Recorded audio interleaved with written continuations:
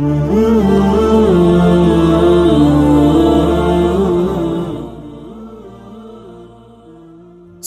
پات۔ بسم اللہ الرحمن الرحیم۔ گل پلازہ میں جو واقعہ ہوا ہے، بدترین آگ جس نے بہت سے لوگوں کو جھلس کے ہلاک کر دیا، شہادتیں ہوئی، مائیں باہر کھڑی ہوئی چیخ رہی ہیں، ہمارا بیٹا ہے اندر، ہمارے لواحقین اندر موجود ہیں، رو رہی ہیں۔ میڈیا پہ یہ مناظر دیکھے نہیں جا رہے، لوگ اپنی آنکھوں سے دیکھ رہے ہیں، چیخ و پکار ایک مچی ہوئی ہے، اور فائر بریگیڈ کی گاڑیاں ایک ایک گھنٹہ لیٹ پہنچ رہی ہیں۔ ملک جس بدحالی کا شکار ہے وہ میرا خیال ہے کسی ہوش مند سے یہ حالات مخفی نہیں ہے۔ کراچی 70% جی ڈی پی دیتا ہے پورے ملک کے لیے، 70% بجٹ کراچی سے پورا ہوتا ہے۔ یہ ایک سٹی نہیں ہے بلکہ ایک کنٹری ہے۔ میں نے ایسے کنٹری دیکھے ہیں جو کراچی سے چھوٹے ہیں، ان کا رقبہ کراچی سے کم ہے، ان کی آبادی کراچی سے کم ہے۔ ایک ایسا شہر جس کی آبادی 2.5-3 کروڑ افراد پر مشتمل ہے، 70 سال سے زیادہ عرصہ ہو گیا وہ اپنے حقوق سے محروم ہے، اور کراچی کے باسی ان کی جو حقوق ہیں وہ روز بروز زمین میں دھستے چلے جا رہے ہیں بہت ہی تیز رفتاری کے ساتھ۔ مگر افسوس کی بات یہ ہے کہ ہوش کے ناخن لینے کے لیے ہم تیار نہیں ہیں۔ گٹر کھلے ہوئے ہیں، آئے دن واقعات ہیں، بچہ گٹر میں گر گیا، لیکن اس پہ ایکشن کیا لیا جا رہا ہے؟ کیا اس پہ حکومت سندھ کا جو رسپانس ہے وہ کیا ہے؟ وہ زیرو ہے۔ ہم انتظار کر رہے ہوتے ہیں اب یہ واقعہ ہوگا، اب یہ واقعہ ہوگا۔ ٹارگٹ کلنگ میں آپ دیکھیں، مجھے یاد ہے پچھلے سال میں نے رمضان میں جب بہت زیادہ قتل و غارت شروع ہو گئی تھی ڈاکوؤں کے ہاتھوں، اور حکومت نے کوئی اس پہ رسپانس نہیں دیا، حکومت نے کوئی توجہ نہیں دی ڈاکوؤں کو پکڑنے کے لیے، پولیس کے اختیارات بڑھانے کے لیے، رینجرز کے اختیارات بڑھانے کے لیے، تاکہ بھئی یہ ڈاکوؤں کو کنٹرول کریں۔ سویڈن سے ایک جوڑا آیا، نیا شادی شدہ جوڑا تھا، ان کو قتل کر دیا گیا، اس بچوں کے سامنے اس کے باپ کو ڈاکوؤں نے مارا ہے، یہیں ناگن چورنگی پہ۔ اتنے واقعات ہو رہے تھے رمضان کے آخری عشرے میں، یعنی دھڑلے سے لوگ قتل ہو رہے تھے۔ تو میں نے اس وقت جذبات میں ایک بیان دے دیا تھا کہ 27ویں رات کو میرا دل چاہ رہا ہے کہ میں حکومت سندھ میں جو بھی اس کے ذمہ دار ہیں ان واقعات کے، میں ان کے خلاف بددعائیں کروں۔ آپ حیران ہوں گے، 27ویں رات کو جب ہم نے ختم قرآن پہ دعائیں مانگنی تھی، میرے دوست کا فون آیا کہ مجھے ڈاکوؤں نے گولی مار دی ہے، اور میری 27ویں رات ہاسپٹل میں گزری اپنے ایک ریلیٹیو کے ساتھ جس کو 4-5 گولیاں ڈاکوؤں نے ماری تھی، اور پوری رات میں نے اس کے ساتھ وہاں گزاری۔ قسم اٹھا کے کہا جا سکتا ہے کہ دنیا میں کسی ملک میں جس میں جنگ مسلط نہ ہو ایسے حالات نہیں ہوتے۔ اگر ایسے حالات ہوتے ہیں تو کسی کنٹری نے اٹیک کر دیا ہوتا ہے۔ حکومتی نااہلی اور حکومت کے جو ذمہ داریاں ہیں ان ذمہ داریوں کو پورا نہ کرنے کے سبب ایسے حالات شاید پاکستان سے زیادہ یا خاص طور پہ کراچی سے زیادہ کہیں بھی اتنی بدحالی نہ ہو۔ 24 گھنٹے آگ لگی رہی ہے، 24 گھنٹے فائر بریگیڈ کی گاڑیاں آ رہی ہیں، پانی ختم ہو گیا۔ کیا یعنی پہلے سے انتظام کیوں نہیں تھا؟ اور پے در پہ واقعات آپ کے پی کے میں دیکھ لیں، کیا دنیا میں کہیں آپ نے ایسا واقعہ دیکھا کہ دریا کے بیچ میں میاں بیوی بچے والدین اور پوری فیملی کھڑی ہوئی ہو، اور ایک ایک کر کے ان کے بچے دریا کی موجوں کے حوالے ہو رہے ہوں، اور وہ چیخو پکار 1 گھنٹے سے انہوں نے چیخو پکار مچائی ہوئی ہو کہ کوئی ہے جو ہماری مدد کے لیے آئے، اور 1 گھنٹے میں کوئی مدد کے لیے نہ پہنچ پائے، اور وہ ایک ایک کر کے، یعنی آپ خود تھوڑی دیر کے لیے تصور کر لینا، آپ کا کوئی بیٹا آپ کے سامنے پانی کی موجوں کے حوالے ہو رہا ہو اور آپ چیخ رہے ہو، آپ کی بیوی، آپ کے بچے، آپ کی ماں، آپ کے باپ، تو کیا کنڈیشن ہوگی؟ یہ ہو رہا ہے ہمارے کنٹری میں، اور آئندہ بھی کوئی ہمیں امید نظر نہیں آ رہی کہ حالات ٹھیک ہوں۔ تو ہوش کے ناخن لینا چاہیے۔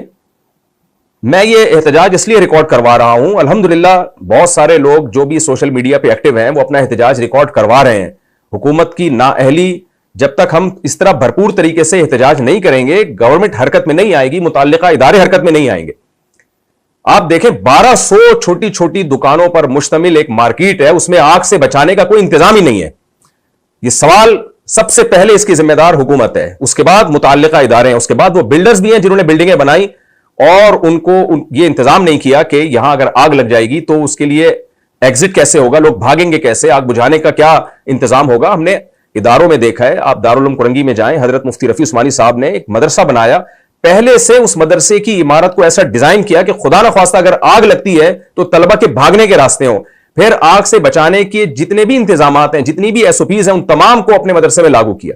جامعۃ الرشید آپ جائیں، ایک مدرسہ ہے، حالانکہ کوئی بہت بڑا ادارہ نہیں ہے، کوئی ایسا نہیں ہے کہ کوئی بہت بڑا بزنس ہو رہا ہو، وہاں پہ ایک مدرسہ ہے جہاں لوگ قال اللہ قال رسول پڑھ رہے ہیں۔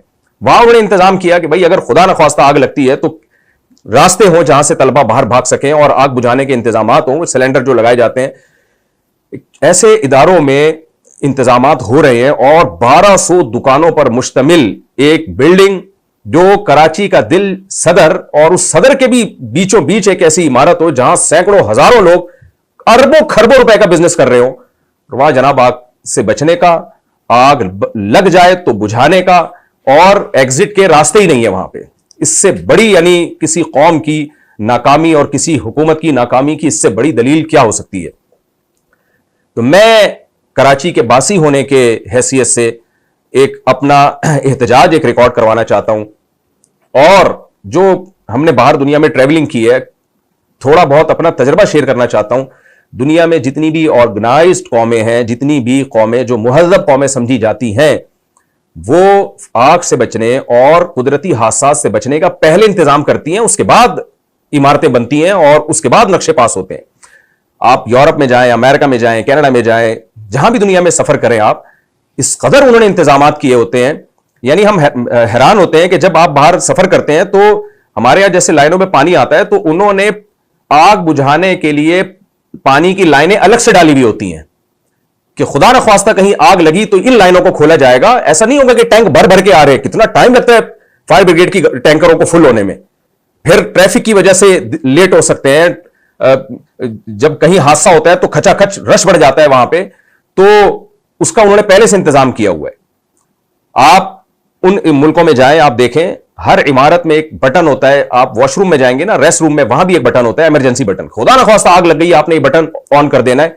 फायर ब्रिगेड का अमला, पुलिस और एम्बुलेंस तीनों के तीनों फौरन पहुंचते हैं। हम कहां खड़े हुए हैं, दुनिया कहां से कहां निकल गई। लेकिन हमारे यहां मेरे एक दोस्त ने मुझे वाकया सुनाया, उनके ऑफिस में आग लग गई। ये वाकया तो वो है जो मुशाहिदे पर मबनी वाकयात हैं।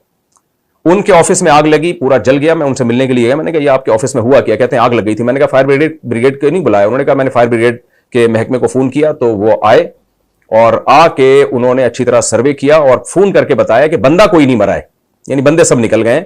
मतलब बज़बान हाल उन्होंने पैगाम दिया कि बंदे चूंकि बच गए लिहाजा कोई जल्दी नहीं है, तसल्ली से आ जाओ। तो आप देखें ये किसकी जिम्मेदारी है, इसका जिम्मेदार कौन है? आग में जल के मरना किस कदर अजियत वाली मौत है ये, और किस कदर ये यानी ला युआज़िबु बिन्नारी इल्ला रब्बुन नार। नबी सल्लल्लाहु अलैहि वसल्लम ने फरमाया आग से जलाने का हक सिर्फ अल्लाह को है, जो क़यामत के दिन अल्लाह नाफरमान बंदों को आग में डालेगा। लेकिन हमारी हुकूमतों की नाअहली और उन बिल्डर्स की नाअहली जो इमारतें बनाते हैं और इमारत बनाते वक्त, बिल्डिंग बनाते वक्त इसका ख्याल नहीं करते कि बिल्डिंग का डिजाइन ऐसा बनाया जाए कि खुदा न ख्वास्ता आग लगती है तो निकलने का पूरा पूरा इंतजाम हो। तो जो किसी बुराई का सबब बनता है, कुरान और सुन्नत से हमें पता चलता है कि वो भी उतना ही मुजरिम होता है जिसने वो बुराई की हो। मन सन्ना सुन्नतन हसनतन फलहु अजरुहा व अजरु मन आमिला बिहा व मन सन्ना सुन्नतन सय्यिअतन फलहु विज़रुहा व विज़रु मन आमिला बिहा।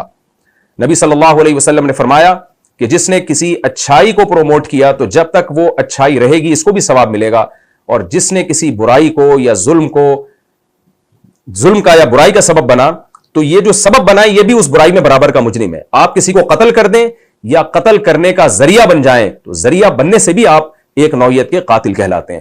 तो मैं अपने उन भाइयों से, बहनों से जो भी इस हादसे में शहीद हुए उनसे पुरजोर ताज़ियत करता हूं और दिल से दुआ करता हूं अल्लाह ताला उनके दर्जात को बुलंद करे। नबी सल्लल्लाहु अलैहि वसल्लम की सही हदीस है कि हादसाती तौर पर आग में जल के मरने वाला भी शहीद है और पानी में डूब के मरने वाला भी शहीद है। तो ये हमारे भाई शहादत के रुतबे पर पहुंच गए। और इसमें एक बड़ी अजीब बात यह कि एक फायर फाइटर जो था, फायर ब्रिगेड के अमले में एक शख्स आग बुझाते हुए वो भी इस हादसे में शहीद हुआ। उसकी शहादत तो बहुत बड़ी शहादत है।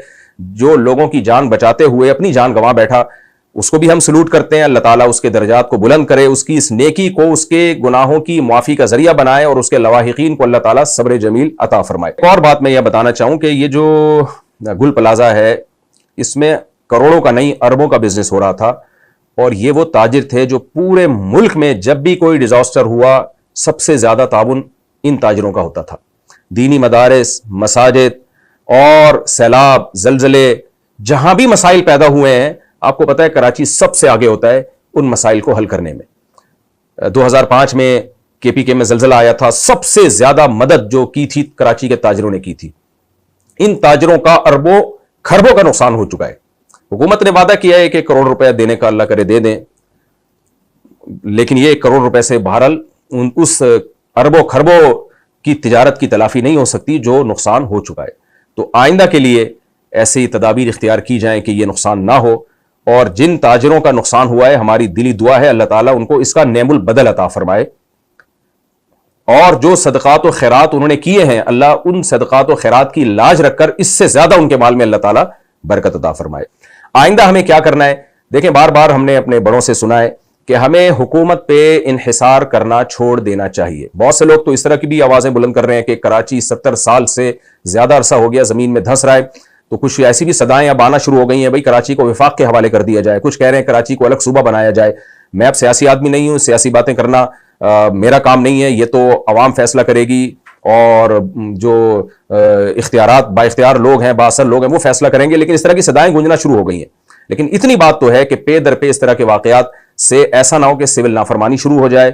لوگ ملک میں پہلے ہی بدحالی پھیلی ہوئی ہے, امن خراب ہے ملک کا, اور زیادہ بدامنی پھیلنا شروع ہو جائے. آپ دیکھیں ہمارے ہاں کراچی میں اول تو کوئی پروجیکٹ شروع ہوتا نہیں ہے, جب وہ شروع ہوتا ہے اگر سال سوا سال کا پروجیکٹ ہو تو اس کو 2 ڈھائی 3 سال لگ جاتے ہیں. گرین بس کا آپ حال دیکھ لیں نا, گرین بس شروع ہونے, ہم تو بچپن میں سنا کرتے تھے گرین بس شروع ہونے والی, ہوتے ہوتے ریٹائرمنٹ کی عمریں ہو گئی اور وہ اب جا کے شروع ہوئی ہے.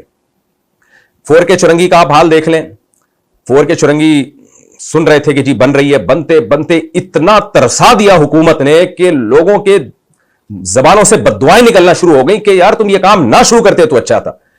یعنی ٹریفک پھنس جاتا تھا وہاں پہ, اور میمز بنانا لوگوں نے شروع کر دیے کہ بھائی ایک مجسمہ ملا ہے, ایک جو ہے ممی ملی ہے, اس نے کہا ہے کہ جب یہ 4K چرنگی بن جائے تو مجھے اٹھا دینا ہے. اس طرح کی میمز بننا شروع ہو گئی تھی.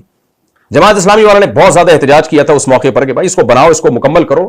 تو بنانے میں اتنا ٹائم لے لیا. آپ یونیورسٹی روڈ دیکھ لیں, حکومت جب ایک روڈ کھود دیتی ہے تو کھودنے کے بعد اس کو اتنا لمبا کھینچ لیتی ہے, ٹریفک پھنس رہا ہے, لوگوں کی لیٹ ہو رہے ہیں, لوگ ایمبولینس میں لوگوں کی جانیں ضائع ہو رہی ہیں. پریگننٹ خواتین ہم نے دیکھی ہے, ٹریفک یعنی واقعات سنے, پریگننٹ خواتین کے بچے ایمبولینس میں ہو گئے, ہارٹ اٹیک کا مریض ایمبولینس میں اس کی جان نکل گئی. یہ حالات چل رہے ہیں جی.